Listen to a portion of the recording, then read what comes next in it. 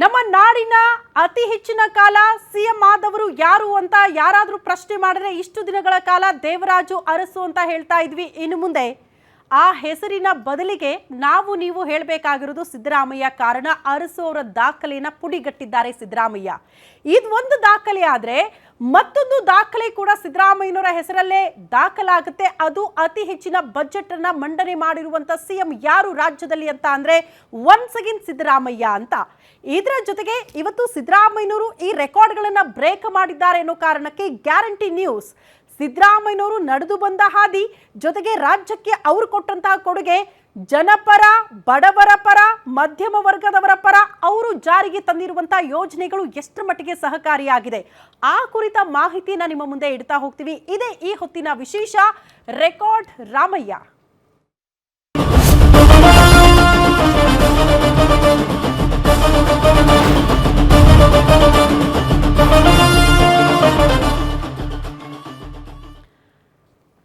ಕರ್ನಾಟಕದ ಇತಿಹಾಸವನ್ನ ನೋಡಿದ್ರೆ, ರಾಜಕೀಯ ಇತಿಹಾಸವನ್ನ ನೋಡಿದ್ರೆ ಅತಿ ದೊಡ್ಡ ಇತಿಹಾಸ ಸೃಷ್ಟಿಯಾಗ್ತಾ ಇದೆ. ಕಾರಣ ರಾಜ್ಯಕ್ಕೆ ಅತಿ ಹೆಚ್ಚಿನ ಕಾಲ ಸಿಎಂ ಆಗಿ ಕಾರ್ಯನಿರ್ವಹಿಸಿರುವ ಪಟ್ಟಿಯಲ್ಲಿ ಈಗ ಮುಂಚೂಣಿಯಲ್ಲಿ ನೋಡೋದಕ್ಕೆ ಸಿಗ್ತಾ ಇರುವಂತಹ ಹೆಸರು ಅಂದ್ರೆ ಅದು ಸಿದ್ದರಾಮಯ್ಯ. ದೇವರಾಜು ಅರಸು ಅವರ ಮೇಲೆ ಅವರ ದಾಖಲೆಯನ್ನ ಪುಡಿಗಟ್ಟಿ ಈಗ ಮೊದಲ ಸ್ಥಾನವನ್ನ ಅಲಂಕರಿಸುತ್ತಿದ್ದಾರೆ ಸಿದ್ದರಾಮಯ್ಯ. ಅದರ ಜೊತೆಗೆ ಅತಿ ಹೆಚ್ಚಿನ ಬಜೆಟ್ ಮಂಡನೆ ಮಾಡಿರುವಂತಹ ಸಿಎಂ ಅನ್ನುವಂತಹ ಖ್ಯಾತಿಗೂ ಕೂಡ ಪಾತ್ರರಾಗ್ತಾರೆ. ಈ ಬಾರಿ ಬಜೆಟ್ ಮಂಡನೆ ಮಾಡಿದ್ರೆ ಸಿದ್ದರಾಮಯ್ಯನವರು. ಹಾಗಾಗಿ ಅವರ ಸಾಧನೆಗೆ ಸಂಬಂಧಪಟ್ಟಂತೆ ಸಂಭ್ರಮ ಇದೆ, ಕಾರ್ಯಕರ್ತರು ಸಂಭ್ರಮಿಸುತ್ತಿದ್ದಾರೆ, ರಾಜ್ಯದ ಜನ ಕೂಡ ಭೇಷ್ ಅಂತಿದ್ದಾರೆ ಸಿದ್ದರಾಮಯ್ಯನವರಿಗೆ. ಅವರು ನಡೆದು ಬಂದ ಹಾದಿಯ ಬಗ್ಗೆ ಒಂದು ರಿಪೋರ್ಟ್ ಇದೆ, ಬನ್ನಿ ನೋಡ್ಕೊಂಡು ಬರೋಣ.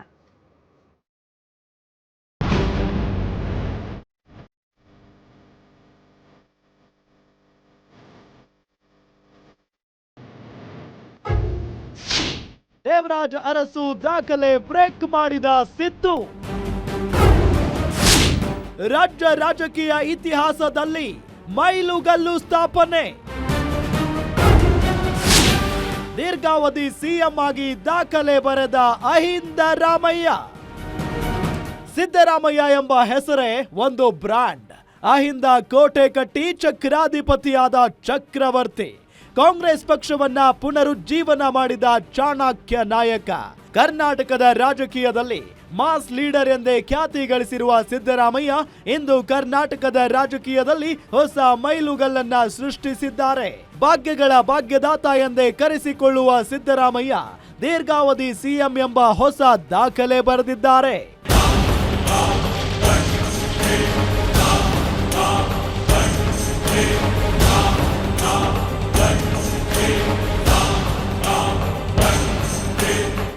ಎಸ್, ರಾಜ್ಯದ ದೀರ್ಘಾವಧಿ ಸಿಎಂ ಎಂಬ ಹೆಗ್ಗಳಿಕೆಗೆ ಸಿಎಂ ಸಿದ್ದರಾಮಯ್ಯ ಪಾತ್ರರಾಗಿದ್ದಾರೆ.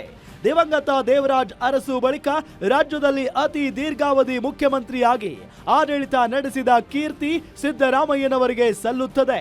ಅಹಿಂದ ಶಕ್ತಿಯ ಪರಿಕಲ್ಪನೆಯ ಜನ್ಮದಾತ ಅರಸು ಆದರೆ ಅದೇ ಅಹಿಂದ ಪರಿಕಲ್ಪನೆಯ ಮೂಲಕ ರಾಜಕಾರಣ ಮಾಡಿ ಅಹಿಂದ ನಾಯಕನಾಗಿ ಏಕಚಕ್ರಾಧಿಪತ್ಯ ಸ್ಥಾಪಿಸಿ ಆ ವರ್ಗಗಳ ಪ್ರಶ್ನಾತೀತ ನಾಯಕರಾಗಿ ಹೊರಹೊಮ್ಮಿದ್ದು ಮಾತ್ರ ಸಿದ್ದರಾಮಯ್ಯ.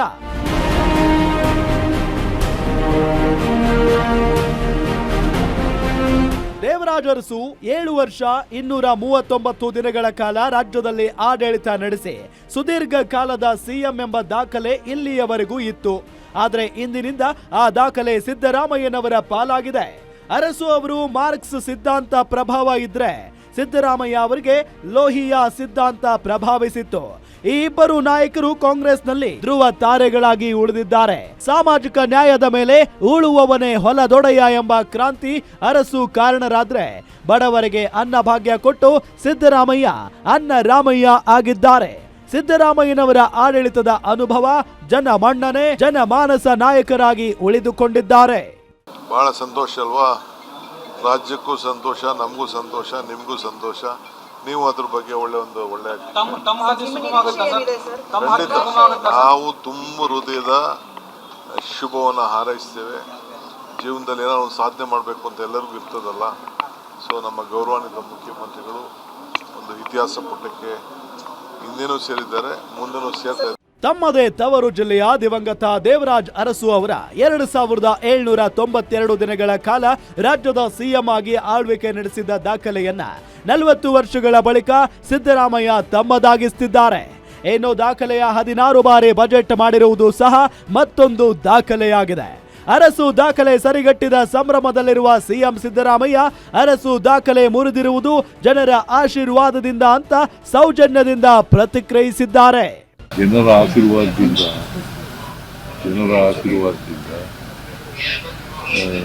ನಾಳೆ ಆದರೆ ದೇವರಾಜ್ ಅರಸು ಏನು ದೀರ್ಘಕಾಲ ಮುಖ್ಯಮಂತ್ರಿಯಾಗಿದ್ದರು ಅದನ್ನು ಸರಿಗಟ್ಟತಕ್ಕಂಥ ಕೆಲಸ ಆಗ್ತದೆ. ಒಂದೇನಪ್ಪ ಸಂತೋಷ ಅಂತಂದ್ರೆ ದೇವರಾಜ್ ಅರಸು ಮೈಸೂರು ಜಿಲ್ಲೆಯವರು, ನಾನು ಮೈಸೂರು ಜಿಲ್ಲೆಯವರು. ಕುರಿ ಕಾಯುವ ಹುಡುಗನೊಬ್ಬ ಕರ್ನಾಟಕ ರಾಜ್ಯದಲ್ಲಿ ಅತಿ ಹೆಚ್ಚು ಬಜೆಟ್ ಮಂಡನೆ ಮಾಡಿದ್ದಾರೆ ಎಂಬುದು ನಿಜಕ್ಕೂ ದಂತಕಥೆಯಾಗಿ ಉಳಿದುಕೊಳ್ಳುತ್ತದೆ. ಇನ್ನು ಸಿಎಂ ಸಿದ್ದರಾಮಯ್ಯ ಅವರು 2 ಅವಧಿಗೆ ರಾಜ್ಯದ ಮುಖ್ಯಮಂತ್ರಿಯಾಗಿ ಜನಮಾನಸದಲ್ಲಿ ಉಳಿದುಕೊಂಡಿದ್ದಾರೆ. ಒಟ್ಟಾರೆ ಸಿದ್ದರಾಮಯ್ಯನವರೇ ಸಾಟಿ ಎಂಬುದನ್ನ ಮತ್ತೊಮ್ಮೆ ಮಗದೊಮ್ಮೆ ಸಾಬೀತು ಮಾಡುತ್ತಲೇ ಬಂದಿದ್ದಾರೆ. ವೀರೇಶ್ ದಾನಿ, political bureau, guarantee news, Bengaluru.